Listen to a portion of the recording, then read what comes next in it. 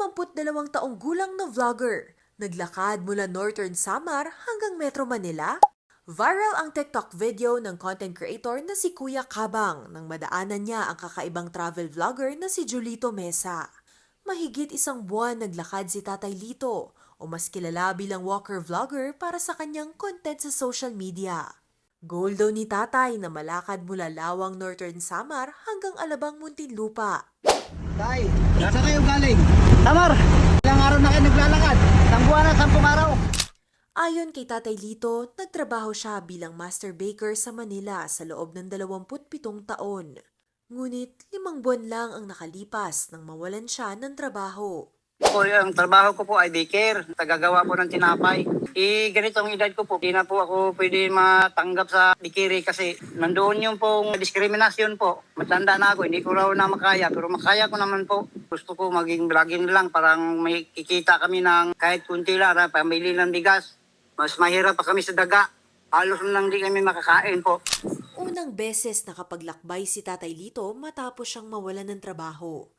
Dahil kulang ang pamasahe, naglakad na lang siya pauwi ng Samar. Dito niya na naisipang subukang mag-vlog tulad ng mga travel vloggers na napapanood niya. Umalis ng bahay si Tatay Lito noong September 20, dala lamang ang ilang gamit at 500 pesos. Lakas ang loob ko na lang ma'am para maumpisan ko pag vlogger. Kung tuwa po ako na maging vlogger baka kung sakali po ako na marami pong mag-subscribe sa share po sa akin. Nag-uumpisa siyang maglakad tuwing alas 5 ng umaga at nagpapahinga naman sa tanghali. Pagdating ng gabi, natutulog lang siya sa kalsada o kaya naman sa mga barangay hall na nadadaanan. Doon na rin siya nakakapag-charge ng libre. Ang gabay ko po ay ang Panginoon lang natin po. Tuwing naglalakad po ako, patanong ko po sa tao kung saan po para Manila nito. Kapag kakain mayroon po magbibigay sa akin sa mga karinderya. Tatawagin nila ko, pulubing talaga ako ma'am. Kaya marami pong nagtawag sa akin na papakainin. Tapos bigyan ako ng pera, ang tubig naman. Sa buong paglalakbay, 2 beses lang niyang kinailangang sumakay. Una, nang sumakay siya ng ferryboat mula Allen Northern Samar patungong Matnog, Sorsogon.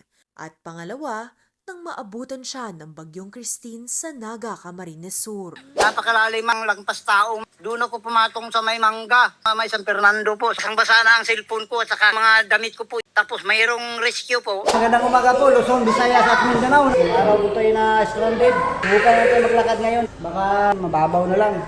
October 30 nang makarating si Tatay Lito sa Alabang. Noong pauwi, balak pa sana niyang ituloy ang pag-vlog, ngunit nasira ang kanyang cellphone habang nasa Quezon. Kaya napilitan ko po na umuin lang ako kasi wala ng communication sa pamilya ko. Mayroong nagpasakay po sa akin. Kwento ng kanyang nag-iisang anak na si Emily. Kahit nag-aalala siya, hindi talaga nagpapigil si Tatay Lito. Wala naman po kaming magagawa kasi yun naman po yung gusto niya. Kung yan yung gusto mo, tulungan ka namin sa'yo. Basta ganyan, mag-iingat ka lang palagi. Gagawin niya po lahat kahit maghirap siya. Basta may makain lang po kami. Sa ngayon, ang asawa ni Emily na delivery man ang tanging breadwinner ng kanilang pamilya. Habang nag-aalaga si Emily ng kanyang 2 anak sa bahay, siya ang naging taga-upload ng videos ni Tatay Lito online.